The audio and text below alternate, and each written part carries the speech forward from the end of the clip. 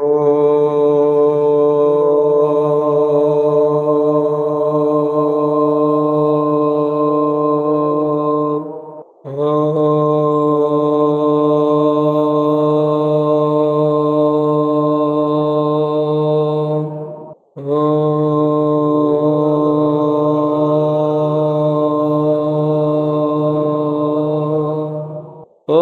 गुरुर्ब्रह्मा गुरुर्विष्णु गुरुरेव महेश्वरः गुरु साक्षात् परब्रह्म तस्मै श्री गुरवे नमः। పరమాత్మభక్తులారా, నిన్నటి దినము భగవంతుడు నాభికి మేరుదేవికి వృషభుడుగా పుట్టినాడు. ఆయన యొక్క వృషభుడుగా పుట్టి కావలసినటువంటి ఉపదేశాలన్నీ చేసినాడు. తర్వాత కొడుకు పట్టం కట్టి ఆయన వెళ్ళిపోయినాడు. వెళ్ళిపోయిన తర్వాత భరతుడు పట్టాభిషేకమైనాడు. ఆయన ఏ విధంగా చేసినాడు, ఆయన వ్యవహారం భగవంతుడు ఏ విధంగా చేసినాడు, భగవంతుని కొడుకుగా పుట్టినటువంటి ఆయన ఏ విధంగా చేసినాడు అనేది ఈ దినం కథానుసారం. భరతుండంత ధరాతలంబు కడకన్ పాలింపుచన్. ఈ విధంగా భరతుడు కూడా తన తండ్రి ఏ విధంగా రాజ్యాన్ని పరిపాలించినాడో ఆ విధంగా నీతితోనూ ప్రజలను పరిపాలిస్తూ దారుణీశ్వర చంద్రుండగు విశ్వరూపునకు మున్ సంజాతయ్యుండి నిర్భర కాంతిన్ విలసిల్లు పంచజని పేరంగల్గు కాంతామణిన్. ఆ విధంగా ఆయన భార్య పంచజని కరమర్థిందర పెండ్లియాడ శుభలగ్నం బంధు భూవల్లభ. ఓ పరీక్షణ్ మహారాజా, ఈ విధంగా భరతుడు ఆ పంచజని ఆమెను వివాహం చేసుకొని రాజ్యాన్ని పరిపాలిస్తూ ఉన్నాడు. ఇట్లు వివాహితుండై ఆ పంచజన వలన అహంకారంబునన్ పంచ తన్మాత్రలు జనించిన తెరంగున. ఎట్లయితే ఈ అహంకారంలో శబ్ద స్పర్శ రూప రస గంధాలు అనేటివి 5 ఉంటున్నాయి కదా, ఆ విధంగా ఈయనకు కూడా సుమతి రాష్ట్రభుక్ సుదర్శన ఆచరణ ధూమ్రకేతువులను 7 పుత్రులు పుట్టించే ఈ భరతునికి 5 మంది కొడుకులు. అటమున్న అజనాల వర్షంబు భరతండు పాలించు కతంబున భారత వర్షంబునా బరగే. ఆయన పరిపాలించే దేశానికి అజనాభం అని పేరుంది. భరతుడు పరిపాలించినాడు కాబట్టి దానికి భరతవర్షం అని పేరు కలిగింది. భరతుడు నిజ పితలేలిన కరణిని. ఏ విధంగా వాళ్ళ తండ్రి వాళ్ళ తాత ఏ విధంగా రాజ్యాన్ని పరిపాలించినారో ఆ విధంగా కర్మముల నెల్లగైకొని ఆయన సన్యాసం తీసుకోలేదు, కర్మలు చేస్తూనే ప్రజలన్ హరికృపనందుచునేలను. భగవంతుని దయగలిగి రాజ్యాన్ని ప్రజల్ని పరిపాలిస్తున్నాడు. ధరణీ సురవరులు పొగడ ధరణీనాథ. ఆ బ్రాహ్మణులందరూ కూడా ఈ విధంగా ఆయన రాజ్యపాలన చూసి మెచ్చుకుంటూ ఉన్నారు. భగవంతుడగు జగద్భరితుని అల్పంబులు అధికంబులైన పెక్కధ్వరముల దర్శ పూర్ణిమల చేతగను చాతుర్మ్యాసముల అగ్నిహోత్రము వలన కడక. ఈయన కూడా ఈ విధంగా భగవంతుని పూజలు చిన్నవి పెద్దవి, ఇంకా దర్శ ఇంకా పూర్ణిమ అంటే ఏ విధంగా వ్యవహారం చేస్తే ప్రజలు బాగుపడతారో ఆ విధంగాను యజ్ఞయాగాదుల చేత కూడా తప్పకుండా భగవంతుని సేవ చేస్తూ సోమముల చేత పలుమారు పూజించి వేదోక్తమైన వేదాలలో ఏం చెప్పబడినాయో ఆ విమల కర్మముల గల్గు ధర్మంబు. ఇది ఇక్కడ ఆయన చేసేటువంటి వ్యవహారాలన్నీ కూడా వేదాలలో ఎట్లా చెప్పండి అట్లా చేసినాడు. ఆయన ఏమైనా ఫలాలు ఆశించినాడంటే ఫలాలు ఆశించలేదు. అది ఇక్కడ ఇది తెలుసుకోవాల్సిండేది మనం. విమల కర్మముల గల్గు ధర్మంబు పురుషోత్తమార్పణంబుగా చేయుదును. అది ఏం చేసినప్పటికీ కూడా ఆ పుణ్యం నాకు రావాలా, ఆ ఫలం నాకు రావాలనుకోకుండా భగవదర్పితం అనే భావంతోనే ఆ భర్తడు పరిపాలిస్తున్నాడు. మఖంబులను యజ్ఞాలను మంత్రములను పలికెడిను శ్రీషు అవయంబులుగాను. అవన్నీ ఆ మంత్రాల్లో చెప్పే విషయాలు అవన్నీ కూడా భగవంతుని యొక్క అవయవాలే, భగవంతుని కంటే వేరు కాదు అనే భావం చేత భూదవుడు ప్రేమ అనుదినంబును బాయక. ఒక్క దినం కూడా తప్పుకోకుండా మనకు అవకాశం వచ్చినప్పుడు అని కాకుండా అట్లా ప్రతి దినం కూడా అదే వ్యవహారంలోనే ఘనత దలచి అఖిల రాజ్యానుసంధానుడగుచునుండే. ఇట్లా ఆయన ప్రజలను పాలిపించేటప్పుడు దాని ఎందే వ్యామోహం చెందుకోకుండా భగవంతుని మర్చుకోకుండా ప్రజల ధర్మాలకు ఏమేమి కావాలో అవి కూడా చేసుకుంటా రాజ్యాన్ని పరిపాలిస్తూ ఉన్నాడు. ఈ రీతి కర్మసిద్ధుల ఆరయ అత్యంత శుద్ధమగు చిత్తముతో ఏ కర్మలు చేసినప్పుడు కూడా శుద్ధమైన మనస్సు శుద్ధమైన మనస్సుకి మన మనస్సుకి ఏం భేదం అంటే మన మనస్సు కోరికలతో ఉంటుంది.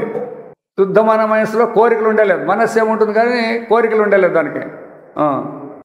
అత్యంత శుద్ధమగు చిత్తముతో ఆ రాజపట్టి భరతుడు దారుని పాలించే అధిక ధర్మాన్వితుడై, ఈ విధంగా ధర్మంతో కూడిన వాడై ఆ భరతుడు రాజ్యాన్ని పరిపాలిస్తూ ఉన్నాడు. మరియును ఆ భరతుండు శ్రీవత్స కౌస్తుభ వనమాలాలంకృతుడు సుదర్శనాది ఆయుధోపలక్షితుండును నిజ భక్తజన హృదయారవాసుండును పరమ పురుషుండునైన వాసుదేవుని యందు, ఆ శ్రీమన్నారాయణ యందు అధిక భక్తి అనుదినంబు చేయుచు 10 లక్షల వేలేండ్లు రాజ్యంబు చేసే. ఎన్ని వేలేండ్లు? 50 లక్షల వేలు ఏండ్లు. 50 లక్షల వేలు. పితామాధ్యాయుతంబగు ఆ ధనంబును, వాళ్ళ ముత్తాత సంపాదించే ధనాన్ని యథార్హంబుగా పుత్రులకు పంచి ఇచ్చి, కొడుకులకంతా కూడా ఆ సంపదనంతా పంచి ఇచ్చి, బహువిధ సంపదలు గల గృహంబును బాసే.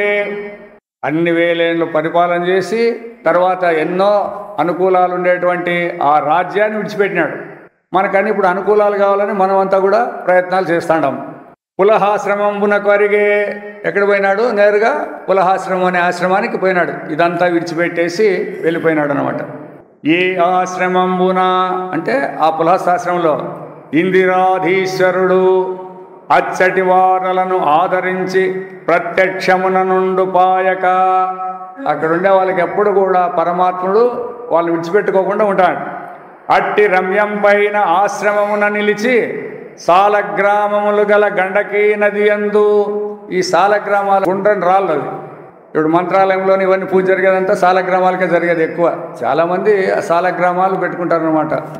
అవి ఇంట్లో పెట్టుకొని పూజ చేయకూడదంట దానిని. ఎందుకంటే దానికి ఏమాత్రం పూజ తప్పితే కూడా పెద్ద అనిష్ట వస్తుందంట. దానికి అవన్నీ దేవాలయాల్లోనే పెట్టేది దానిని.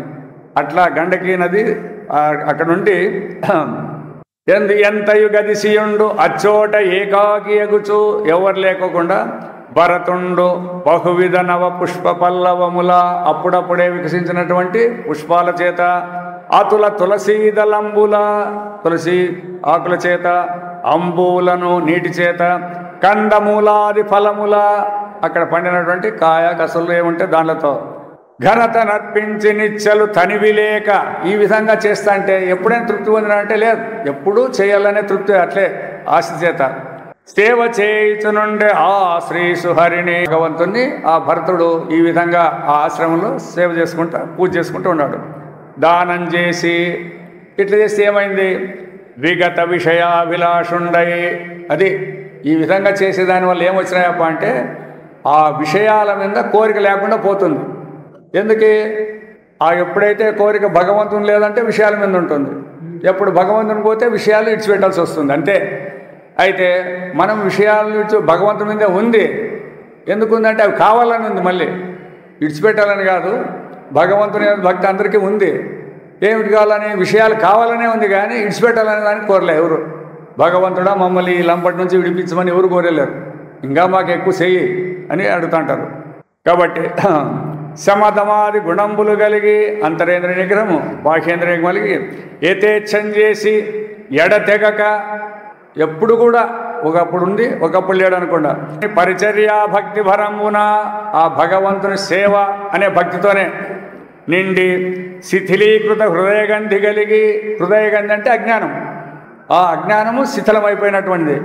సంతోతాశయంబున పులకితాంగుడు, ఎప్పుడు కూడా ఆనందం చేత శరీరం అంతా కూడా గగ్గురపాటు చేత పులకితండి ఆనంద భాష్మ నయనుండు నగుచు నిజస్వామి అయిన హరిచరణార విందానుధ్యాన యోగంబున పరమానంద హృదయంబను అమృత హృదంబున నిమగ్నుడు. ఎప్పుడు కూడా రెండో కోరికనే లేకుండా ఆ భగవంతుని సేవ అనే భక్తిలోనే ఆనంద పారవశుడై ఆ సరస్సు, ఆనందం అనే సరస్సులో, పరమానందం అనే సరస్సులో మునిగి ఉండేవాడు. హృదయంబను హృదయం నిమగ్నుడు. తానప్పుడు పూజించు పూజ నెరుంగక, నేను పూజ చేస్తాననే ఆ భావం కూడా లేకోకుండా ఇట్లు భగవద్వత్యంబు ధరించి ఏన అజిన వాస స్త్రీంబుల, ఈ స్నానాలేమో పేర్లు మనకు తెలుగు.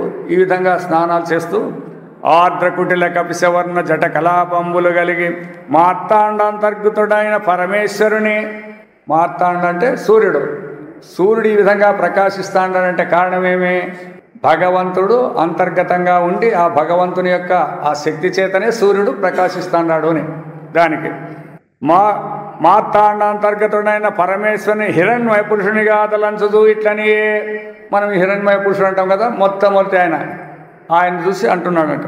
కర్మఫలముల కడకనిచ్చుచు, మనం ఎవరెవరైతే కర్మఫలాలు కోరుతామో వాడిని తప్పకుండా ఇస్తూ, మనోవ్యాపారమున ఇట్టి అఖిల లోకముల చేసి, ఈ లోకాలన్నీ కూడా సృష్టి చేసి ఆ లోకములకు అంతర్యామియగుచు ప్రవేశించి, ఎవరు? భగవంతుడు. తత్సృష్ట తన ప్రవేశ అంటాడు. ఆయన సృష్టి చేసి దాంట్లోనే ఆయన చేరుకున్నాడు అని. అంటే ఏమర్థం? ఇప్పుడు సృష్టి చేసినాడు, దాంట్లో చేరుకున్నాడు అంటే ఏమర్థము అని? అంతా తానే రావాలా. ఇప్పుడు ఏదో ఒక వస్తువుని తయారు చేసి దాంట్లోకి పోయినాడు అని కాదు. ఇప్పుడు అందరూ అట్లా అనుకుంటారు, ప్రపంచాన్ని సృష్టి చేసినట్టు దాంట్లోకి పోయినాడు అంటే ప్రపంచం సత్యమే, ఆయన సత్యమేనే. అట్లా ఉండకూడదు. అది ఎప్పుడైతే బంగారుతో వస్తువు తయారైందంటేనే ఆ ఆభరణంలో బంగారే ప్రవేశించిందంటే ఏమి? ఉండేదే బంగారు. అట్లా ప్రవేశించి అంత మీద ఆనంద రూపమైనట్టి బ్రహ్మము కోరుచున్న జీవుని, మనం ఇప్పుడు పరమాత్మ కావాలని కోరుతాం కదా జీవులందరము. ఈ జీవుని తన యోగ మహిమ శక్తితే తగనని శంభు పాలన చేయుచుండి అంతటను మార్తాండ మధ్యవర్తి యగుచు ఇట్లు వరలుచు జగముల యందు నుండి ప్రకృతి పొందక, ఎవరు? ఆ జగాల్లో అంతా ఉన్నాడు, అయినప్పటికీ కూడా దేనికి అంటుకోకుండా ఆ విధంగా అంత అతుల దివ్యమూర్తి అయిన ఆనంద రూపమును శరణుమందె భరత విభుడు. అతనికి శరణాగతుడైనాడు. విషయాలకు కానీ రాజ్యాలకు కానీ ఏ ప్రలోభాలకు లేకోకుండా అటువంటి ఏ భగవంతుడైతే అంతటా సర్వవ్యాపి ఉన్నాడో ఆయనకి శరణాగతి పొందుకుని ఉన్నాడు. అంతా భరతుండొక్కనాడు ఆ మహానదిని కృతాభిషేకుడై ఆ గండకినలో స్నానం చేసి ముహూర్తత్రయంబు అంతర్జలంబులందు ప్రణవోచ్చారంబు చేయుచుండు సమయంబున, ఆ 3 ముహూర్తాలు ఆ ప్రణవాన్ని ఓం ఓం అని ఉచ్చారం చేసే సమయంలో నిర్భర గర్భిణీయగు హరణ్య జలార్థిని అయి అప్పుడే అప్పుడో ప్రసవిస్తుంది అనేటువంటి ఒక జింక దప్పికొని ఒంటి జలాసమీపమునకు వచ్చి జలపానంబు సేయునెడా, ఆ నది దగ్గరికి వచ్చి నీళ్లు తాగే సమయంలో పంబున మృగపతి గర్జించి నాదంబు చేయ, ఒక సింహం గర్జించింది.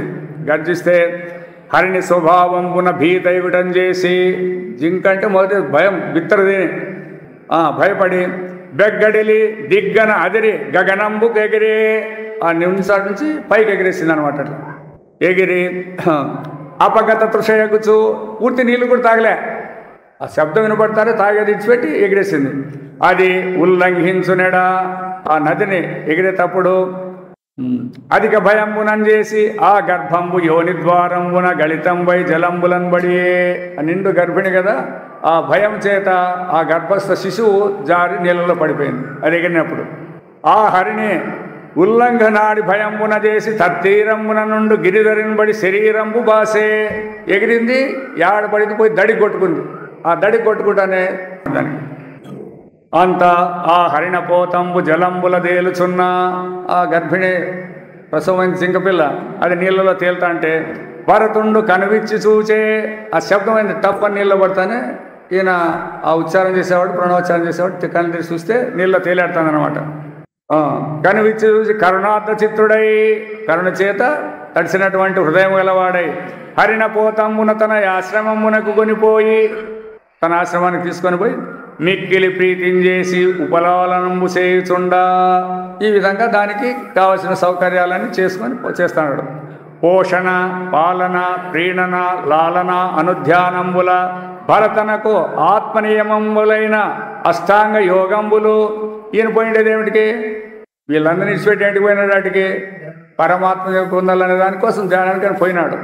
ఇప్పుడు పోయినాక దీని లాలన పాలన ఇవన్నీ అది ఈయన వ్యవహారం అంతా కూడా. భరతనకు ఆత్మనియమంబులైన అష్టాంగ యోగంబులు పరమ పురుష పూజా పరిచర్యలు ఒక్కొక్కటిగా క్రమక్రమమున కొన్ని దినములకు సమస్తంబు ఉత్సన్నంబయ్యే, దినదినానికి తగ్గిపోయి. ఎవరికి? భగవంతునికి సేవలు చేసేది ఇడిచిపెట్టి ఇడిచే, ఆయన ఏదో ధ్యానాలు చేసేది అన్నీ ఇడిచిపెట్టే దీనికి సేవ చేసుకుంటా తయారైపోయినాడు. చూడండి మమకారం అనేది ఎట్లా చేస్తుంది అని. ఎట్లా పోయినవానికి ఇదేమి కొడుకు కాదు బిడ్డ కాదు, అవునా? ఒక జింక, ఆ జింక పిల్ల మీద వ్యామోహం చేత ఎట్లయితే మనిషి మారుతుంది అనేదానికి. ఘన తపము చలనమందుటయును, ఈ విధంగా తపస్సు కూడా పోగొట్టుకున్నాడు. భరతుండెరుగక ఆత్మయోగంబున చెయ్యన పాసే హరిణపోతము తన మదిలో నిలిచి ప్రీతి దప్పక నిలిచే. ఇవన్నీ ఊడిపోయా మనసులో. ఏం నిలిచింది? ఆ జింక పిల్ల నిలిచింది మనస్సులో. తల్లిబాసి హరిణార్భకము ఆప్తులు లేమి చేసి. ఎట్లా? తల్లి చనిపోయింది, ఇంకా ఆప్తులు ఎవరుంటారు? జింకలు, మిగతా జింకలు కూడా లేని వల్ల ఏ దిక్కును లేకయున్న ఇట తెచ్చితి. ఆ దిక్కు లేనటువంటి జింకను నేను తెచ్చినాను నా ఎడ. ఎప్పుడైతే ఆ విధంగా తెచ్చినప్పుడు దాన్ని ఎక్కడుంటుంది? చూపంతా ఆయన మీద ఉంటుంది కదా.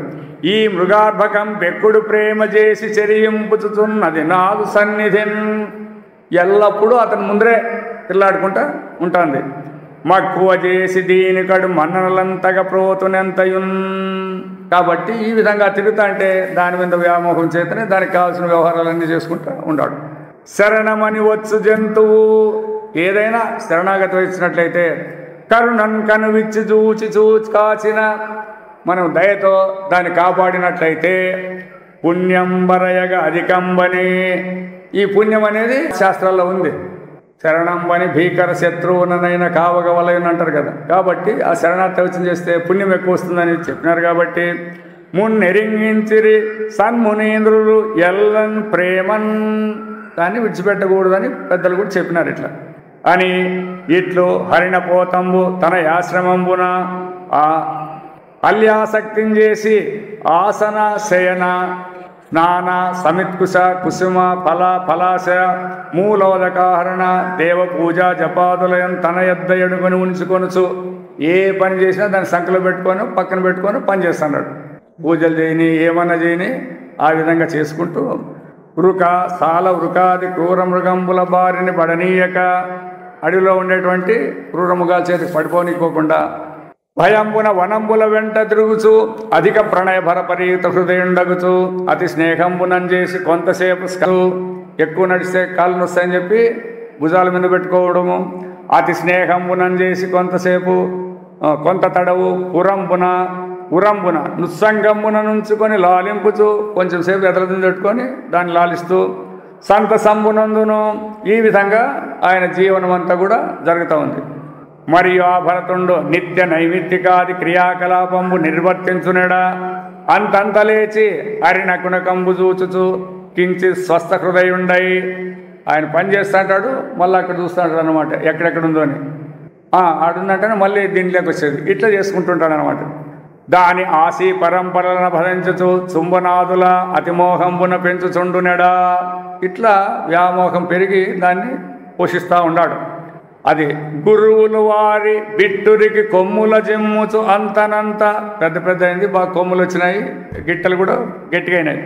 దగ్గరచును కంబుల గీరుచు గాచి చేయుసు నొరగుచు దారుణీశ్వరుని యూరువులను సేనించి ఆ జింక చేష్టాలని చేసుకుంటూ అప్పుడప్పుడు వచ్చి తొడల మీద పడుకొని నిద్రపోతూ అంతలో అరకడ మెక్కుచున్ బొదలి ఆడుచో హరిణంబు లీలతో గరిమ ఈ రీతి ఎల్గడ గెరలు వడచి చెలగి ఆడంగ భరతుండు చిత్తమందు సంతసిల్లుచునుండే ఆశ్రమమున చూచి.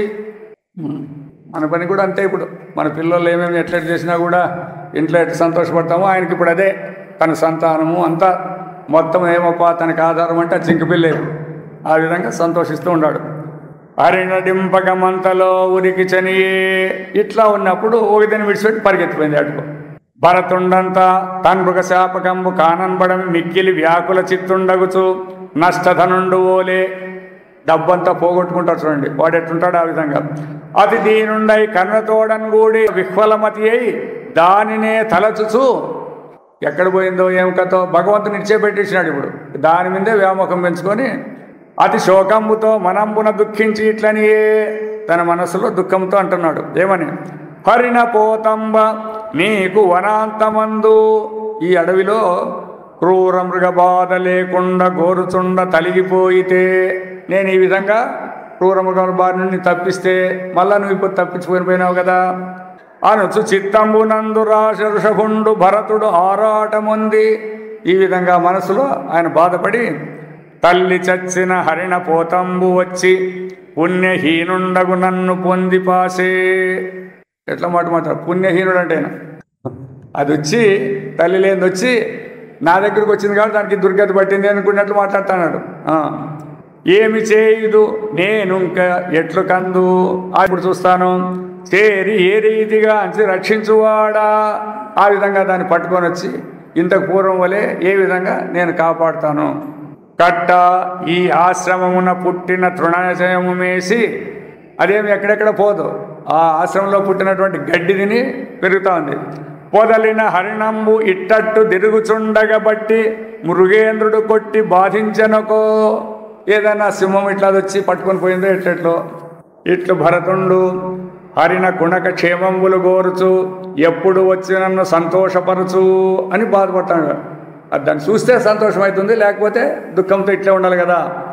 నానా ప్రకారములైన తన గతుల చేత ఎప్పుడు ఆనందం అందించు. ఆ విధంగా వచ్చి దాని చేష్టల చేత నన్ను ఎప్పుడు సంతోషపరుస్తుంది. ధ్యాన సమాధినున్నప్పుడు ఈయన ధ్యానంలోనో సమాధిలో ఉన్నప్పుడు నన్ను కొమ్ముల గోకుచూ ఉండు. ఆయన వచ్చినప్పుడు మెల్లి పోయి ఈపునేడు. ఇట్టి వినోదంబులు ఎప్పుడు కనుగొందును. మళ్ళీ అటువంటి వ్యవహారం నాకు ఎప్పుడు కలుగుతుంది. దేవ పూజా ద్రవ్యంబులు త్రొక్కి ఆ పూజకు పెట్టిన పుష్పాలు ఫలాలని తొక్కి మూర్కొని నన్ను అది చూస్తే అప్పుడు ఈయన కోపించి చూచిన కుమారుండు ఓలే దూరంబునకు జని నిలిచిన బిర్రగిట్లు చూస్తానే దూరంగా పోయి నిలబడుతుందంట. మరలా నే పిలిచిన వెనుక నిలిచి ఉండు రా అంటానే మళ్ళీ వచ్చి వెనకలి ఇట్టి మెలకు స్వభావంబు గలుగుట ఎట్లు ఎంత మమకారం అనేది ఎట్లెట్లుంటుంది అని. ఈ భూదేవి ఎంత తపంబు చేసినదియో ఈ హరిణపాద స్పర్శంబుల పవిత్రంబైన భూమి, దానికి కూడా సర్టిఫికెట్. ఆ భూమి ఆ జింక పిల్ల తిరిగిన దానికి నేను పుణ్యం చేసింది నీ భూమి. కాబట్టి మృత జనని మృగపతి భయంబున తల్లి మృగపతి భయంతో చనిపోయింది. స్వాశ్రమ పరిభ్రష్టంబునైన మృగశాకంబున్నవాడు మున్ను పితృవియోగలాపంబును చంద్రకిరణంబులను బాపుదు. ఇప్పుడు హరిణపోతంబు తన శరీర స్పర్శం చేసి చంద్రకిరణంబుల కన్నా అధికంబగుతూ పుత్ర వియోగలాపంబు వివర్తింపజేసే. కొడుకులు ఎవరు లేనటువంటి బాధలన్నీ కూడా దాని స్పర్శతో పోయేటువంటారు. అనుచున్ పెక్కుభంగుల హరిణ నిమిత్తంబులైన మనోరథంబుల చేత పూర్వకర్మ వశంబున యోగభ్రష్టుండగు భరతుడు. అది ఇది యోగభ్రష్టులయ్యేదానికి ఇట్లాంటివి ఉంటాయి. అదేమి ఇప్పుడు చేసిండేదేం కాదు, పూర్వజన్మలో ఏమో చేసినాడు. ఇప్పుడు ఆ తపస్సుకి ఆటంకం కలుగుతుంది అట్లా. కాబట్టి ఎవరికైనా వ్యవహారంలో కూడా ఇంతే. మా కష్టాలు వచ్చినాయి అనద్దండి. ఆ కష్టాలు ఎందుకు రాదు, పూర్వజన్మలో మనం ఏమైనా పాపాలు చేసింటే ఇప్పుడు అవి ఆటంకాలు కలిగించినట్లయితాయి, అంతేగాని కొత్తదేం కాదు. ఇప్పుడు దానివల్ల మనకు నష్టమా లాభమా అంటే మీరేమంటారు? ఆ విధంగా వచ్చిన ఆటంకాలు లాభమా నష్టమా ఆ మాట రావాలా. మనమేమంటాం, ఏమబ్బా కష్టాలు రాక వచ్చేసి అంటారు. ఎప్పుడు కష్టాలు వచ్చినాయంటే మన పాపం పోతుంది. అనిపించినామంటే పాపం పోతుంది, దానికి సంతోషపడాలంటుంది శాస్త్రం. జనానికి ఎదురేసుకుంటారు మాదేదో పాయ కదా అని. పాపం పోతుంది కానీ పుణ్యం ఏం పోయలేదు. అప్పుడు సుఖాలు పెట్టి ఆనందిస్తే పుణ్యం పోతుంది, కష్టాలు అనిపిస్తే పాపం పోతుంది. ఈ రెండిట్లో యాది కావాలి మనకి? ఇప్పుడు కావాల్సినవి కదా. మరి అందరూ సుఖం కావాలంటారే మరి ఎట్లెట్లా? రైట్, అట్లా రావాలి. చూడండి, శాస్త్రం వింటే ప్రయోజనాలు ఎట్లుండాలంటే ఇట్లుండాల. ఎన్ని కష్టాలు వచ్చినా పర్వాలేదు, భగవంతుని దయ మాత్రం తప్పకూడదనే బాగుండాలి, ఇంతే. అయిపోయింది. ఇంకెన్నైనా రాండి, ఆయనే కాపాడుతాడు కదా, మనకేం పని ఉంది దాన్ని కాపాడుకునేదానికి. కాబట్టి యోగభ్రష్టుండగు భరతుడు ఈ విధంగా యోగ భగవదారాధనంబు వలన విభ్రంశితుండగుచు ఇతర జాతిని పుట్టిన హరిణపోతంబు మీది మోహం వగ్గులంబగుచుండే. పోనీ మానవ జాతి కాదది, మృగజాతి. దాని మీద ఆయనకి ప్రేమ ఎక్కువైతుందన్నమాట అని పలికి సుఖయోగేంద్రుడు మరి ఇట్లనియే. ఈ విధంగా సుఖయోగి చెప్పి పరిశ్రమ మళ్ళీ అంటున్నాడు, జననాథ ఓ పరీక్ష మహారాజా, మున్ను మోక్ష విరోధమని, ఎవరు? ఈ భరతుడు మోక్షానికి ఆటంకమని తెలుసుకొని పాయగారాని పుత్రాధికంబులెల్లబాసే. ఎవరైనా కొడుకుల్ని భార్యని ఇచ్చిపెట్టిపోతారా? రాజ్యాన్ని ఇచ్చిపెట్టిపోతారా? అయితే ఈయన ఆ మోక్షానికి పోయేదానికి అవరోధమని విడవరాని వాటినన్నీ విడిచిపెట్టి పాసి తపస్వి అయి తపస్సేస్తూ భరతుండు హరిణశాపక పోషణంబున పాలనమున అతిలాలన ప్రీణ అనుసంగంబున మూషక బిలమునను సర్పంబుజొచ్చిన చంద్రమమున. ఎట్లా దానికి ఉదాహరణ అన్నమాట. ఇక్కడ ఎక్కడైతే ఆ ఎలక పరిగెత్తిపోయి ఆ బొరియలో దూరుతానే దాని వెంటనే పాము ఎట్లా పోతుంది స్పీడ్గా, అట్లా ఈయన వ్యవహారం అంతా రివర్స్ వచ్చేసింది అనమాట. ముందంతా ఇడిచిపెట్టి ఈ జింక పిల్ల మీదకి వచ్చేసింది అనమాట. తెచ్చిన యోగ విఘ్నంబు మిక్కిలి విస్తరిల్లే. ఈయన చేసే యోగానికి ఆటంకం కలిగిపోయింది. కాన ఎంతవానికైనను, ఎంతవానికంటే ఏమి, మానవుడై పుట్టిండు, దేవతలై పుట్టిండండి, ఏమన్నా పుట్టిండండి. ఎంతవానికైనను, ఈ రాజు కాదు దేవతలకు కూడా ఇది అన్వయించాలి. ఇది కాలంబు గడవిరామే, కాలాన్ని అతిక్రమించి ఎవరికి లేదు. అట్లు కాకపోదు పరమ మునులకైన పాయదు కర్మంబు నరులనంగనెంత నరవరేణ్య అని ఆ శుకమహాముని పరీక్షను మహారాజు చెప్తాడు. ఎవరు తప్పించుకునే లేదు, మునులు తప్పించుకునే లేదు, దేవతలు తప్పించుకునే లేదు, ఎవరికి తప్పించుకునే సాధ్యం కాదు. బట్ సామాన్యమైన మానవులకు ఎట్లా తప్పించుకుంటారు, సాధ్యం కాదు. ఇట్లు భరతుండు మృగయోగ తాపంబు నందుచుండునెడా ఆ మృగశాపకంబు చెనదించిన సంతశిల్లుచుండే. ఇట్లా ఆలోచన చేసుకుంటుంటే మళ్ళీ అది వస్తుంది. ఆ విధంగా అప్పుడు సంతోషపడుతూ ఈ విధంగా జరుగుతూ ఉంది. అంత ఒకనాడు ఏమైంది, భరతుండల్లన అంత్యకాలం వ్యసన్ ప్రాపించగా, ఈయనకి అంత్యకాలం వచ్చింది, ఈయన చనిపోయే కాలం వచ్చిందన్నమాట, అవసాన దశ వచ్చింది. అప్పుడా హరిణంబుంగడు భక్తి పుత్రుగతి అత్యాసక్తి వీక్షింప, అది అక్కడెక్కడో అక్కడ పండుకొని ఉంది. ఈయన అంత్యకాలం వచ్చింది, చనిపోయే అవసరం వచ్చింది, దాన్ని చూస్తూ ఉన్నాడు అనమాట. ఆసక్తితో ఎట్లయితే కొడుకుల మీద చూస్తానంటే అట్లా చూస్తూ ఉంటే ఆ హరిణాత్మలో నిలిపే మనసులో ఇప్పుడేముంది, అంత్యకాలేచ మామేవా స్మరణముక్త కళేవరం అన్నారు చెప్పారు భగవద్గీతలో. చనిపోయేటప్పుడు మన మనస్సులో ఏది నిలిస్తే అదే మళ్ళీ వచ్చే ఛాన్స్. మరి దిన్ను వేదాంతం వినే పని ఉంది, ఆపొద్దు పెట్టుకుంటే ఇది భగవంతుడు కావాలని ఆపొద్దు అనుకుంటే సరిపోదా? అది ఏదైనా కూడా అంతే, అభ్యాసం ఉంటే ఆపొద్దు వస్తుంది, అభ్యాసం ఉన్నా రాదు, కష్టమే. ఇవి ఎంత అభ్యాసం ఉంది, మరి జిగ్గుపిల్ల మీద వ్యామోహం ఎందుకు వచ్చింది? కాబట్టి ప్రతిదినము ఎడతెగక ఉన్న అటువంటి ఉన్నవానికి ఇట్లా వచ్చిందంటే మనకి ఎట్లా వస్తుంది? ఇంకా తన ఆత్మలో నిలివి దేహం వంతటన్ బాసి దేహం ఇడిచిపెడితే ఏమైంది, ఆ హరిణీ గర్భమునంజరించి హరిణం వయ్యొక్క పూర్వస్మృతిన్. ఇది ఈ విధంగా అతడు చేసిండేదంతా యోగ భ్రష్టుడైపోయి అయిపోయింది. లాస్ట్కి దాన్ని మనసులో పెట్టుకుంటే ఏమై పుట్టినాడు, జింకై పుట్టినాడు. అయితే పూర్వస్మృతి పోలేదు, అది ఇంపార్టెంట్, అదే విశేషం. ఇంకా వేరేం విశేషం లేదు, అదే విశేషం. ఎవరికి ఎక్కువగా ఎవరు చేసింటే వాళ్ళకి, మనకేం పూర్వస్మృతి లేదు. వెనక జన్మలో ఏం పుట్టిందో అంటే మొన్న ఏం తినేటువంటి చెప్పేకి రాదు, ఏం చేసినటువంటి చెప్పేకి రాదు మనకి. ఆ విధంగా వాళ్ళ భగవంతుని ఎందు ఉన్నారు కాబట్టి ఆయన కృప ఉంది కాబట్టి పూర్వస్మృతి. భగవద్గీతలో కూడా అడుగుతాడు కదా అర్జునుడు, ఏమని అడుగుతాడు, యోగ భ్రష్టుడు అయితే ఏం కథ కావాలా, మాకు ఆత్మ దొరకలే, ఈ వ్యవహారాలన్నీ ఇడిచిపెడుతుంది. మరి భగవంతుడు మా గతి ఏమంటే ఏం చెప్తాడు ఆయన? యోగ భ్రష్టుడు అయినా ఏం చెప్పినాడు ఆయన భగవద్గీతలో? అట్లా చాలామంది ఏమంటే చేసే తప్పోతే ఏమవుతుందంటే ఏమయ్యలేదు, అర్థమైందా? మీరు పనికిరాని పనులు చేస్తూ మంచి పని చేస్తే జరిగిందంటే చెడుపేం జరగలేదు, ఈ మంచిదేముందో దానికే వస్తుంది. యోగ భ్రష్టుడైనా అతడు ఎటువంటి వాళ్ళ ఇంట్లో పుట్టాడు, శుచీనాం శ్రీమతాం గేహే, ఇంకా ఎక్కువ చేస్తే యోగుల ఇంట్లో కూడా పుట్టాడని చెప్తుంది. కాబట్టి ఈయనకు పూర్వస్మృతి పోలేదు, జింకై పుట్టినా కూడా. ఇట్లు భరతుండు హరిణి గర్భంబునన్ పుట్టియు భగవదారాధన సామర్థ్యంబునంద మృగత్వ కారణంబు తెలిసి, నేను ఇప్పుడు ముఖమై పుట్టినా తెలిసి మిక్కిలి తాపంబునందుచు ఇట్లనియే అప్పుడు బాధపడతా అంటాడంట. రాజులు ప్రస్తుతింప వసురాజ సమానుడనై తనోజులన్ రాజుల చేసి తాపసులు రాజ ఋషీంద్రుడటంచు పల్కగా, రాజర్షి అని అందరూ కూడా చెప్పుతుండగా, తేజమునంది ఆ హరిణదేహము నందుల ప్రీతి చేసి, ఇంత రాజశేపించుకున్నాడు కూడా ఆ జింక పిల్ల మీద వ్యామోహం చేసి, నే చెడితి, నా యొక్క తేజస్ అంతా కూడా పోయి భ్రష్టుడైనాను. కాబట్టి యోగి జనంబులలోన బేలనై, యోగి అయినప్పటికీ కూడా పనికిరానటువంటి వాడు అయిపోతుంది. ఎందుకు? ఆ జింక పిల్ల మీద వ్యామోహం. కాబట్టి అందుకే మమకారం లేకుండా వ్యవహారం చేయాల. నేననేది లేకుండా, అదే నేననే అహంకారము, నాదనే మమకారం లేకుండా వ్యవహారం చేయాలంటే అది ఎట్లా సాధ్యమవుతుంది అంటారు జనమంతా. పోనీ మీరు అనుకున్నట్ల నేననే దాంతోనే లేదా మమకారంతోనే మీరు పనులు చేస్తున్నారంటే, ఇప్పుడు మనమంతా భోజనం చేసినాము, మరి దీన్ని అరిగించేది ఎవరు? మీరే చేస్తాడారా? మీరు అనుకోకుండా జరుగుతాడా లేదా? ఇవి గుర్తులు పెట్టుకోవాలి కొన్ని. అందుకే చాలా భగవద్గీతలో మనకు చెప్తే ప్రతి శ్లోకానికి బాగా అర్థమవుతుంది, ఏం కష్టమేం కాదు దానికి. ఊరినే శబ్దాలు, అర్థాలు, తాత్పర్యాలు ప్రతిదినం పారాయణాలు జరుగుతున్నాయి మనకి. ఒక శ్లోకంగా అనిపించుకొని దాని అర్థంతో చేసుకుంటే ధన్యులవుతాం. అట్లా లేకోకుండా ఉన్న శబ్దార్థాలు దినము చెప్తాడారు కంఠపాఠం, అవన్నీ ఏం ప్రయోజనం ఉంటుంది? అట్లా రాకూడదు.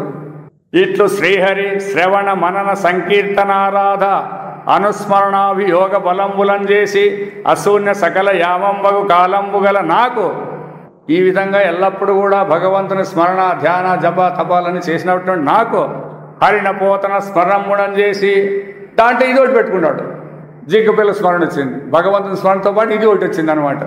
అది చేసిన దానివల్ల యోగంబు విఘ్నంబు ప్రాప్తంబయ్యే, నా యోగము నశించిపోయింది, మోక్ష దూరుండనైతేనే మోక్షానికి దూరం అయిపోయినాను అని నిగూఢ నిర్వేదుండగుచు బాధలోనే పడుతూ తల్లిన్ బ్రాసి క్రమ్మర ఉపమశీల మునిగణ సేవితంబైన భగవత్క్షేత్రంబైన సాలుతర నిబిడ తమ గ్రామ సమీప పులాశ్రమం.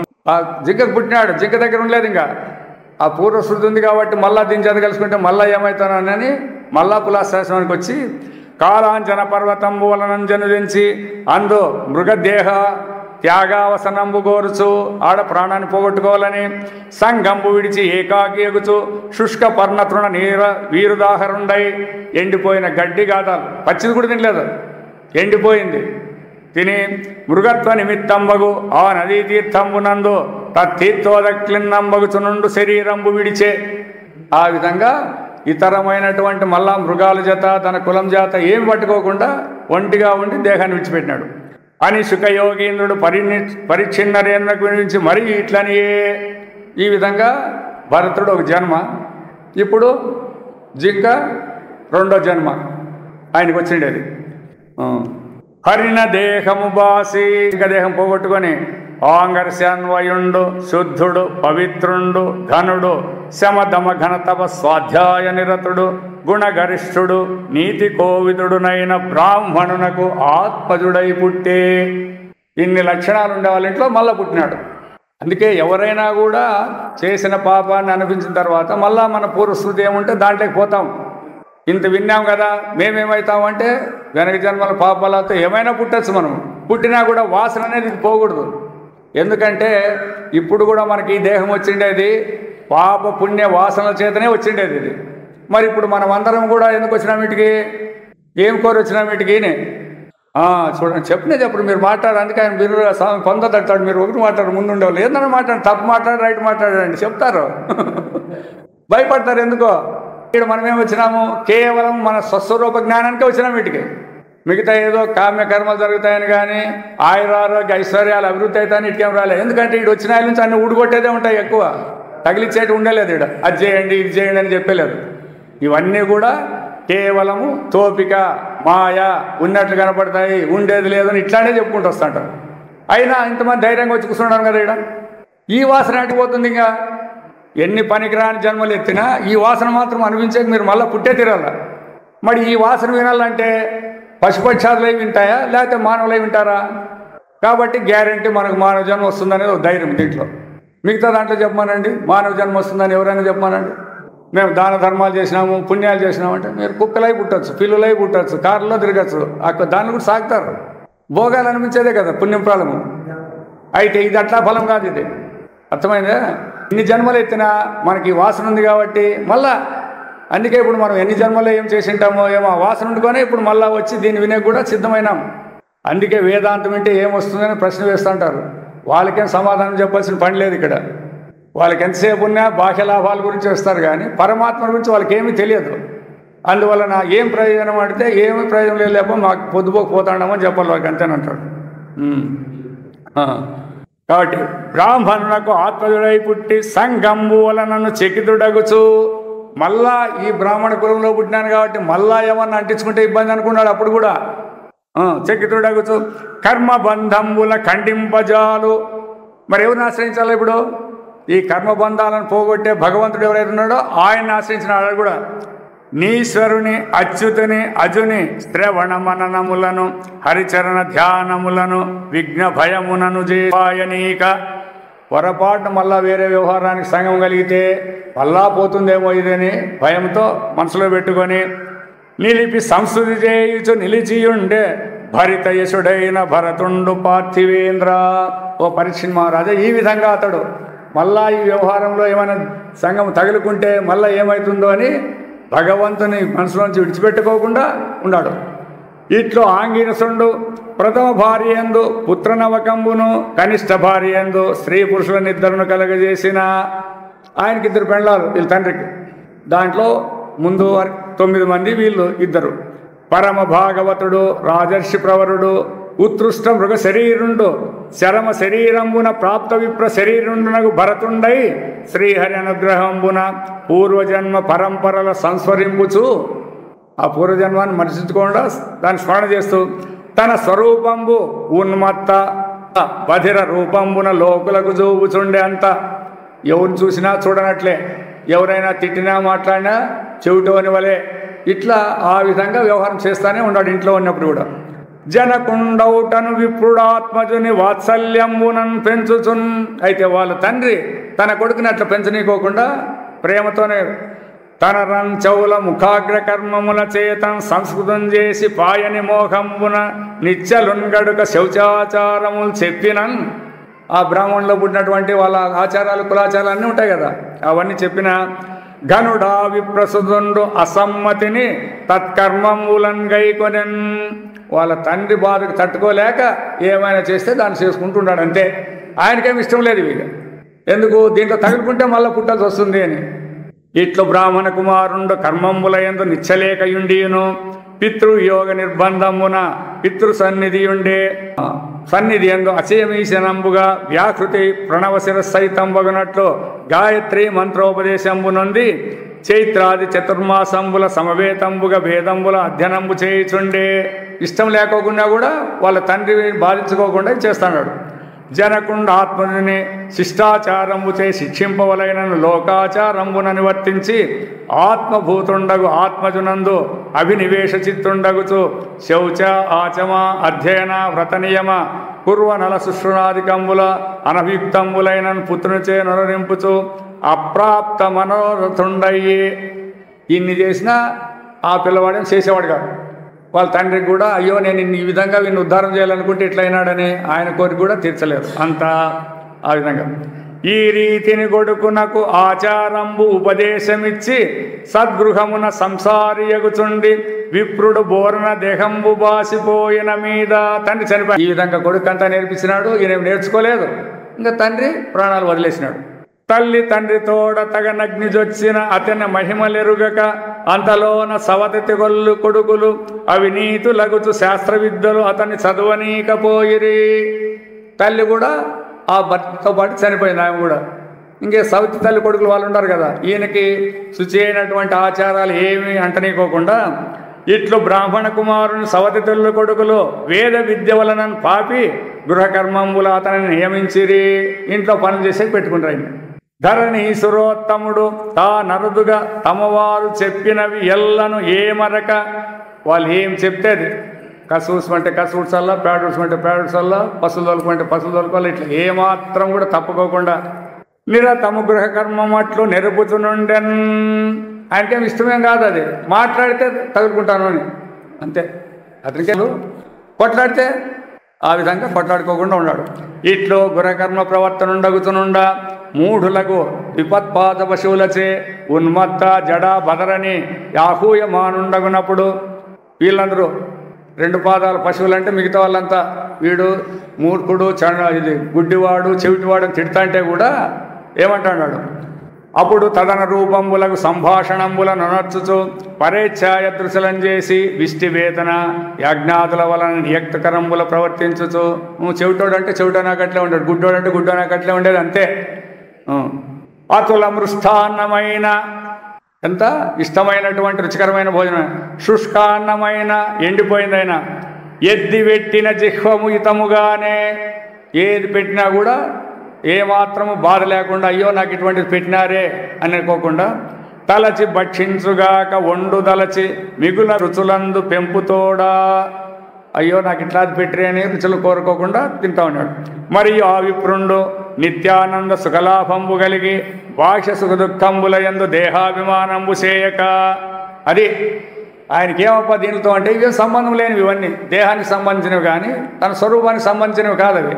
ఆ విధంగా శీత ఉష్ణ వాత వర్షాతాపంబులకు నోడి పై చీరగప్పక, ఎండకెండేదే గాలికి తడిసే, చలికి ఉండేదే వానకు తడిసేదే, పై మీద ఇది కూడా బట్ట కూడా లేకోకుండా, వృషభంబునన్ పోలే, ఎద్దులు ఇట్లాంటివి ఉంటాయి కదా పశువులు, ఆ విధంగా పందిల శాయి రజపటలంబున కప్పన్ బట్ట దివ్య మాణిక్యంబు పోలే, ఆ మాణిక్యానికి దుమ్ము ధూళి కరుచుకుంటే ఎట్లయితే ఉంటుందో ఆ విధంగా అనభివ్యక్త బ్రహ్మవచ్చనుండై మలినాంబర పరీత కటితటుండు అతి మలీషలిప్త యజ్ఞోపవీతుండగుట చేసి యజ్ఞ జనంబులతడు బ్రాహ్మణ అభాషుడు అనేవాళ్ళం.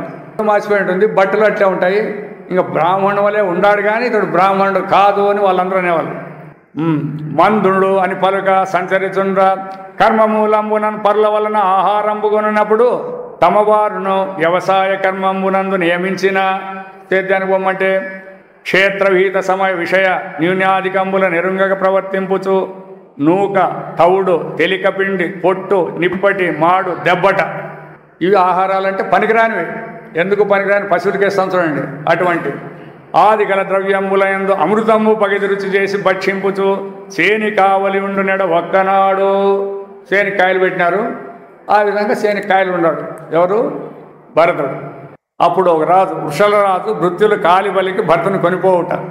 పురిలోన వృషలపతి తానరదుగా, ఆ రాజ్యాన్ని పరిపాలించే ఆ రాజు సంతానకాముడై, మరి ఏం చేసే కాళికాదేవికి బలిస్తే ఈయన కొడుకులు పుడతారు అని సంతానకాముడై వేడుకతో పురుష పశువు కాశికి తరుముక కొనిపోవ పశువు తగిలిన భృత్యులు, ఈ విధంగా ఒకరిని పట్టుకొని పోతాడారు చంపేదానికి. వాడు తప్పించుకొని పోయినాడు. ఇప్పుడు పట్టురామన్నాడు, పట్టుకొస్తాడారు, వాడు తప్పించుకొని పోయినాడు. ఎవరికి, రాసేవలకి. అరిసి కానలేక వాడు తప్పించుకొని పోయినాడు, ఎత్తుకున్నాడు, వాడు దొరకలే. ఆ రాత్రి వీరాసనమున చేనికాపు విమల బుద్ధినున్న విప్రయోగి ఒయ్యన పొడగాంచి పశువు మంచిదనుచు బట్టిరతని, మనోడు బాగా దిట్టంగా కూర్చొని ఉన్నాడు. చూసి వీడు పట్టుపోతే సరిపోతుంది లేని, ఈయనేమి నిరోధించేవాడు కదా, రా అంటే పోతాడు, ఏం చేస్తాడు వస్తాడు, కాబట్టి ఇది బాగుందిరా వానికంటే అని చెప్పి పట్టుకున్నారు. ఆ రీతిని భూసురవరు ఆరయ ఆ కాళికా గృహమునకు భృత్యుల్ బోరనగొనచని నిల్పిరి, ఆ కాళికా దేవాలయానికి చారు తరభ్యాంజన అది సంస్కారములు, మంచి మంచి స్నానాలు, మంచి మంచి బట్టలు, మంచి మంచి తిండి అన్నీ పెట్టేసినారు. ఇట్లా అభ్యంజనాది కృత్యంబులు తీర్చి నూతన వసనంబు గట్టనిచ్చి గంధ పుష్ప ఆభరణాలు అక్షలాంకృతం చేసి మృష్టాన్నంబుల భుజింపబెట్టి ధూప దీప మాల్య లాజ కిసలయాంకుర ఫలహోపరాదులు సమర్పించి పంచమహావాద్య ఘోషంబుతోడ, మనోళ్ళు పొట్టెలు గొడ్లు పట్టుకుపోతారు చూడు, తప్పెట్లు తాళాలతో ఎంత తోచుకపోతుంటారు అట్లా. ఇప్పుడు చంపే దాంట్లో కూడా ఎంత మోజు ఉండదో, దాంట్లో కూడా ఖర్చుతో ఆ పురుష పశువుని కాళికాదేవి సమ్మకంబున ఆసీనుని గావించిరి, పట్టుకుపోయి కాళికాదేవి కుసబెట్టారు. ఆ వృషలపతి పురుష పశువు రక్తంబున భద్రికాలను సంతోషపెట్టదలంచి, మామూలు జంతువులు కాదు పురుషున్నే అంటే మానవున్నే సంతోషపెట్టదలంచి కాళికా మంత్రాభిమంతంబునైన ఖడ్గం బంది నిజాభీష్ట సిద్ధికి హింసింపదలచే, కొడుకులు కావాలని చంపాలనే కోరిక చేత అనుకొని కట్టి తీసుకున్నాడు. సర్వభూతములకు సఖుడు ఎవరు, పరమాత్మ. సర్వభూతములకు సఖుడు బ్రహ్మభూతాత్ముడై నిర్వైరుడైన బ్రహ్మ సుతుని తేజంబంత దూడ దుస్సహమైన భయమందు వడకుచు భద్రకాళి. ఈ భరతుని చూస్తానే కాళికాదేవి కొనుగు పుట్టిందంట మొత్తము. ఏమంత నిర్భయంగా కూర్చున్నది చూసి ఆమెకు భయం పుట్టింది. పుట్టి క్రోధంబు ముమ్మడి కొనగా ఆమె కోపం వచ్చి హుంకారంబు సలుపుచు హట్టహాసంబు చేసి పాపాత్ములు దౌష్ట్యవరులు రాజస తామస కర్మ సంధానులగుచు విప్రవరు అట్లు హింసించు వృషలపతిని, ఈ విధంగా రాజు చంపక ప్రయత్నించాడు కదా, అటువంటి రాజుని భృత్య వర్గంబుతో తలలు పృథ్వీ కూల్చే. ఆ రాజుని అందరి తలకాయలు ఈమె నరికింది. ఎవరు వాళ్ళే ముట్టుకోలేదు, ఆమె చేసింది ఆ పని. అప్పుడు ఋషులాబుని శిరమంది లీల పాడి ఆడుచు అందంద క్రీడ సలిపే. ఆమె ఆ తలకాయ పట్టుకొని ఆమె నాట్యం చేసింది కాలికది. ధరలోన ఎవరేనియు ధరణీసురవరలకు ఎగ్గుదలచిన, ఎవరైనా ఇటువంటి జ్ఞానులకు అపకారము తలచినారంటే అది ముఖ్యంగా వారయగ చెడుదురు నిక్కము, వాళ్ళే సర్వనాశనం అయిపోతారు. హరి ధరణీసురవరేణ్యులందుట చేసన్. కాబట్టి ఆ బ్రాహ్మణులను జ్ఞానులు, బ్రాహ్మణులు అంటే జాతి బ్రాహ్మణులు అని చెప్పదు ఇక్కడ శాస్త్రం అంతా కూడా, ఆ జ్ఞానులనే బ్రాహ్మణులు అంటుందన్నమాట. కాబట్టి వాళ్ళకి ఎటువంటి అపకారం జరగకుండా చూస్తుంది. మరియు అచ్చట విప్రసూనుడు భయం ఒక ఇంతయు లేక, ఇది ఆయన ఎట్లుండాడప్ప అంటే ఆ బ్రాహ్మణ కుమారుడు సంపగా వచ్చిన వారి యందు పట్టుకొని పోతాడు కదా, సంపకి వచ్చిన వాళ్ళు కరవాలమునందు ఆ కద్ది అందు కాళి అందు కాళీదేవి అందు తా అచ్యుత భావముంచే. ఇదంతా పరమాత్మే అన్నాడు. అంటే ప్రహ్లాదుని కథ ఒకటి, ఇది ఒకటే. హిరణ్యకశిపుడు లెక్కలేదు ఆయనకి, అగ్ని లెక్కలేదు, పాములు లెక్కలేదు, ఏమీ లెక్కలేదు, అంతా పరమాత్మే అనేది ఆయన కూడా. ఈయన అంతే, ఏమాత్రం కూడా మనసులో ఇది లేకుండా అచ్యుత భావముంచి హృదయంబున పద్మదలాక్షునెంతయున్ మచ్చికతోడ నిలిపి ఉండేది పరమాత్మ ఉంది. ఇంకెవరు నన్ను ఏం చేస్తారు? వేరే వాళ్ళు తనకంటే వేరే వాళ్ళు ఉంటే, పరమాత్మ కంటే వేరే వాళ్ళు ఉంటే మనం చేస్తారు. అంతా పరమాత్మ అయినప్పుడు అనుమానము నొందక ఉండే ఎంతయున్, ఏ మాత్రం భయం లేకుండా ఉన్నాడు. చూడండి ఎట్లుండాలి, అది దృఢత్వం అంటే అట్లుంటే అది దృఢత్వం అవుతుంది. మరియు ఆ విప్రవరుండు చండికా గృహంబు వెలువడి కావలి ఉండే, అటు నుంచి మళ్ళీ ఇచ్చి వచ్చి మామూలుగా చేను కాడ కూర్చుండు, మళ్ళీ వచ్చి తాను వచ్చి ఇక్కడ కూర్చున్నాడు అనమాట. అంతటా కొన్ని హాయముసన ఇట్లా కొన్ని సంవత్సరాలు గడిచిపోయినాయి. అంటే అతనికేమీ వ్యవహారం ఉన్నది ఆసక్తి లేదు, ఏ పని చెప్తే ఆ పని చేసుకుంటా ఏది పెట్టా తినుకుంటా ఉన్నాడు. ఇట్లా జరిగిపోయింది. సింధు భూపాలనము సేయు భూవరుండు, సింధు దేశాన్ని పరిపాలించేటువంటి రాజు ధీరత ఇక్షుమతి తీరముననున్న కపిల మహామునిగాంచి, ఆ ఇక్షుమతి నది తీరంలో ఉండేటువంటి కపిలని దగ్గరికి పోతా ఉన్నాడు. ఎవరు? ఈ రాజు. కాంచి తత్వ విజ్ఞానమెరిగడు వేడ్కతోడుత, కేవలం వేదాంతం వినాలనే దానికే పోతాడు ఆ రాజు కూడా, సింధు భూపాలుడు. అరుగుచుండ ఆలోన ఆ శివికారోహులు చేనికాపున్న విప్రునిగాంచి తెచ్చిరి. వాళ్ళు మోసుకొని పోతాడారు కదా, మేమేంచే మోసం తట్టుకో వీని కొత్తను పట్టుకొని పోదామని వాళ్ళు పట్టుకొచ్చినారు మళ్ళీ మోసేదానికి. శివిగా మోపింత మీతని చేతననుచు పల్లకి నీతో కూడా మోపిస్తామని పట్టి మోపున బల్లకి పెట్టి మోపు మనసు మోపించునంత పెట్టి మోయివయా నువ్వు కూడా అనేటప్పుడు ధరామరుండు శివి మోపుననిడి ఒండు చింతలేక, అయ్యో వీళ్ళు నన్ను పట్టకపోయి పల్లకి మోపిస్తాడారు అనే ఏ భావము లేకోకుండా తన మనసు కొలది అప్పుడు మునుకొని ఎట్లా అప్రయత్నమున నడువగా, నేను పల్లకి మోస్తాడాను, దీంట్లో ఎవడో ఉన్నాడు, వానికి ఏమైనా బాధ ఏం లేదు, తన ఇష్టానుసారం అడుగులేసుకుంటూ పోతాడు అంతే. అప్రయత్నముగా నడపగా ఆ జనపతి నిమ్నోన్నతమై చెనుట ఎరిగి శిబికమోయి జనులకు అనియే. మామూలు భద్రంగా మోసిపోతాడు, రాజుకి ఏమి నొప్పి తగిలికోకుండా. ఈయన పట్టుకొని పోతాడు, ఇష్టాసారం పోతాడు, అది పైకి కిందకు ఊగులాడుతాడు, లోన ఈయన అల్లాడుతాడు రాజు. అప్పుడు ఆ మోసేవాళ్ళు మీరలిప్పుడి చెడ చేరి మిక్కిలి ప్రయత్నంబుతోడ తగిలి నడుచుచుండ విషమ మగుచు గమన వేగంబునను బాధ పెట్టుచున్న బెస్తలనిరి. ఏం రా దిన్నం మోసేవాళ్ళు బాగా మోస్తా అంటే ఏమి ఇప్పుడు మీకు వచ్చిండేది, ఈ విధంగా ఎందుకు ఇట్లా తగ్గు అవుతుంది అని మోసేవాళ్ళని అడిగినాడు. ఎవరు? రాజు. దేవా, ఈ విషగమనంబు మా వలన అయినది కాదు, ఇట్లా తగులైనది మా నుంచి కాదు. ఈ తురీయవాహుండు సుఖగమనంబుగా నడవనేరడు. ఇప్పుడు మోసేవాడు సరిగా నడిచేకి రాదు వీనికి, వీని తోడ మేమును నడవనేరము. అతడు పోయేంత స్పీడ్తో కానీ వేగంగా మేము పోయేటట్లేము అని నా రహుగనుండను. ఆ రాజు ఉపాసిత వృద్ధజనుండైనను, ఆయన భగవంతుని ఉపాసన చేసేవాడే, అయినప్పటికీ కూడా బలాత్కారమున పుట్టిన కోపమునను కోపించి ఇదే ఎప్పుడైతే మన కోరికలకు అడ్డం వచ్చిందంటే అనుకూలాలు ఉంటే పర్వాలేదు, అననుకూలమైతేనే కోపం వచ్చింది. విమర్శ తప్పి అవునే నేను వేదాంతానికి పోతాడాను కదా, మరి అందరూ ఎంత ఎట్లుండాలా అనేది విన్నారు, ఇంతకుముందే వినుకోకుండా పోయినాడు కదా. మరి ఇప్పుడు ఆ విమర్శ తప్పి నీరు గప్పిన నిప్పునుబోలే ఎరుంగరాని బ్రహ్మ తేజంబు గల బ్రాహ్మణునికి కంటకంబుగా నిష్ఠుర వాక్యంబులనిట్లనియే తిట్టినాడు అనమాట. ఎట్లా అలసితి వెంతయున్ ముసలి ఆకట డస్సితివి మేను మిక్కిలిన్ పలుసనయున్నది ఈ శివిక భారము దూరము మోసితే గతిన్ అని తిడతాడు. చాలా ప్రయాసపడినావు నువ్వు, చాలా ఆకలి కొన్నట్లుండవు వ్యంగ్యంగా ఈ శివికను మోస్తాండావు కదా. నిలిచెద వంచు భూవరుడు నిష్ఠురముల్ వినబల్క ఆయడన్ పలుకక మోసే ఇట్లా ఆయన దూషిస్తాన్నా కూడా తిడతాన్నా కూడా ఏం మాట్లాడలేదు. ఆ శిబిక బ్రాహ్మణ వర్యుడు పార్థివేశ్వర అప్పుడు తనకున్ కడపటి తెగు కళేబరంబునందు అహంకార మమకారంబులను పొరేయక మళ్ళా ఇదేమన్నా మమకారం అహంకారం తెచ్చుకుంటే మళ్ళా జన్మెత్తాల్సి వస్తుంది కదా అని, ఇదే ఫైనల్ అని మర్చిపోకుండా అనమాట. మమకారంబులను మిథ్యాజ్ఞానరహితుండై, మిథ్యాజ్ఞానం అంటే ఏమి, మిథ్యాజ్ఞానం అంటే ఏం పద్దెనిమిది వేదాంతం వింటున్నారు చూడండి అబ్బా, ఏమి అష్టము. మిథ్యాజ్ఞానం అంటే ఏమి, శరీరం నేననేదే మిథ్యాజ్ఞానము, ఇంక వేరే ఏం లేదు ఇక్కడ.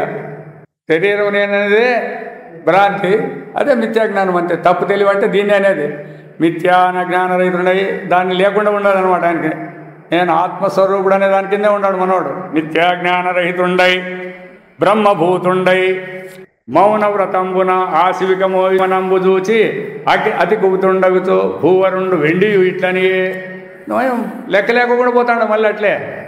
ఓరి దుర్మద వినరా జీవన్మృత, బ్రతికినప్పుడే నేను సచిన్తో సమానం. నువ్వు నాయాజ్ఞ తప్పుచు నడిచెదీవు, రాజు ఆజ్ఞను కూడా ధిక్కరించి పోతున్నావు. నీ వక్రమార్గంబులన్నీ విడిపించి నడిపింతు నిన్ను, నీలో ఉండే అహంకారము దీన్నంతా పోగొట్టి పనికిరాని వ్యవహారాలు చేస్తాను, దీన్నన్నీ పోగొట్టి చేస్తా. సన్మార్గమందు అని రాజ గర్వాంధుడగుచు గుణత్రయంబున వృద్ధి పొందిన భూవరుండ అబద్ధ ప్రలాపములు పలుకుచుండున చూచి సమధమాదుల చేత ప్రశస్తుడగుచు జగతి బ్రహ్మస్వరూపమై సకల భూతములకు అత్యంతయుతుడైన భూసురుండు యోగి వర్తన తెలియకయున్న రాజునంత వీక్షించి యోగులు ఎట్లుండాలా, యోగి అయినటువంటి వాడు ఎట్లా ప్రవర్తించాలా అని చూచి మరియు ఇట్లనిచి బలికే నరేంద్ర నీవు చెప్పినది సత్యంబు. చూడండి ఎట్లా చెప్తాడు కదా, నువ్వు ఇట్లన్నావు అట్లన్నావు అనలేదు, నీవేం చెప్తాడావు, నాన్నంతా వక్ర మార్గాలు పోగొట్టి సన్మార్గంబును నడిపిస్తాను అంటాడావు కదా, రైట్. భారంబు ఈ శరీరంబునకి కానీ నాకున్ కలుగనేరదు, ఈ దేహానికి భారం ఉంటుంది కానీ సో ఆత్మకి ఏమిటి అంటుకుంటుంది, అంటుకునేదానికి ఎట్టి పరిస్థితిలో కూడా సంబంధం లేదు. కాబట్టి అయినను స్థౌల్య కార్శ్యంబులు వ్యాధులు ఆదులు సుతృష్ణలు ఇచ్ఛా విరోధ భయంబులు జరామరణంబులు రోష నిద్ర జాగరణంబులు అహంకార మమకార మదశోషణాదులు దేహంబుతోడ జనించును గాని నాకున్ కలుగనేరవు.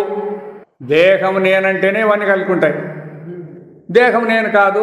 మరి ఇవన్నీ నాకేంటికి వస్తాయి, ఆకలి దప్పులు కానీ జరామరణాలు కానీ సుఖాకేంటికి వస్తాయి, అదే అట్లే అది ప్రతి ఒక్కరికి అదే ఉంటారనమాట. దాంట్లో కూడా ప్రహ్లాదుని కథలో కూడా భాగవతంలో ఇదే వస్తుంది. ఇట్లా ఎట్టివారికైనా ఏకాంతులకునైనా వచ్చి కానరాని, ఎట్టివారికి కూడా కానని ఈ ఎవరు శిశుపాలను వధిస్తాడు కదా, అప్పుడు ఆయన దేహంలో పోయింటాడు. అప్పుడు చెప్తాడు, ధర్మరాజుకి అనుమానం వస్తుంది, అవును ఎప్పుడు తిట్టేవాని దేహం లేకపోయి నువ్వెట్లా చేరుకుంటువి, ఆయన కంస వచ్చి నీలో చేరుకుంటు కదా అని అడిగితే అప్పుడు చెప్తాడు, నారదుని అడుగుతాడు ఈయన. అప్పుడు ఆయన చెప్తాడు, దూషణ భూషణ శరీరమునకి కానీ పరమాత్మకు లేవు అంటాడు. ఎవడైతే దేహం నేను అనుకుంటే అన్నీ అంటుకుంటాయి అని నారదుడు ధర్మరాజు చెప్తాడు. శరీరమున కానీ పరమాత్మకు లేవు, శరీరాభమ అభిమానమునం చేసి దండ వాక్పారుష్యంబులు తిట్టేటు కానీ కొట్టేటు కానీ దేహం నేను అనుకుంటే తగులుకుంటాయి, దేహం నేను కానీ అనుకుంటే తగులుకోమని చెప్తాడు అనమాట. జీవన్మృతుండ నేను కాదు, బతికిండి నేను కాదు, సైలే ఆది అంతంబులు కలగటి చేసి ఏదానికి దేహానికి ఆది అంతం ఉండదు, అందరి ఎందునో కలిగి ఉండు. అది దేహం ఎవరనుకుందంటే వాళ్ళందరికీ ఉంటుంది, దేహం లేదనుకుంటే అవి ఉండదు. స్వామి భృత్య సంబంధంబులు, నువ్వు రాజు నేను సేవకుడు అనేటి విధి కృత్యంబులగుచు భగవంతుని ఆజ్ఞానుసారం వస్తాయి. నువ్వు రాజు నేను ఇప్పుడు సేవకుడు. వ్యవహారంబులను చేసి శరీరంబులు కలుగును కానీ జీవులకు లేక ఉండు. ఇవన్నీ దేహం నేను అనుకున్నానికి రాజు సేవకుడు ఇవన్నీ కూడా కలుగుతాయి, కానీ నాకు లేవు అవన్నీ కూడా. అది నుగాక రాజాభిమానంబున నీవు నన్ను ఆజ్ఞాపించదనేని నీవు నేను రాజని వచ్చే ప్రమత్తుండవైనా నీవే మర్చిపోయినావు ఏమనేది. నీకు పూర్వ స్వభావం ఎట్లుండే అట్లుగాక నేనేమి చేయుదు. నీవు నేను రాజు దేహం అని కలిగిన నీకు అభిమానం ఉంది, నీ అభిమానం నేనేం చేయను. ఎరిగింపు ఉన్మత్త జడుల బోలే సహజ స్వభావమును పొందిన నా యందు నీ శిక్ష ఏమి లాభము పొందింపనేర్చు. ఎవరికి నువ్వు శిక్ష చేస్తావు? ఇప్పుడు దేహం నేను కాదప్ప, మరి శిక్ష ఎవరికి వేస్తావు? నేనేమో చేస్తానంటే కదా, ఎవరు చేస్తావు అని. అది గాక మత్తుండునైనా నాకు నీ శిక్ష వ్యర్థంబగని పలికి ఉపశమశీలుండై మునివరుండు పూర్వకర్మ శేషంబునగలుగు భారవాహకత్వమును తలగందోలుటకు భారంబు వహించి శివిక మోససుంజను నెడ. సరే ఆ మాట చెప్పినాడు, మళ్ళా పోస్తాడు. ఆ రాజవల్లభుండు తత్వజ్ఞానాపేక్షితుండై చెనేడు వాడగుట. వేదాంతం విన్నాడు, నీవు దేహం కాదు పరమాత్మ అని ఆడు వింటా అన్నాడు. ఈడు మనోడు చెప్పినాడు ఈ సమాచారం. ఇప్పుడు ఇది జ్ఞానమైంది.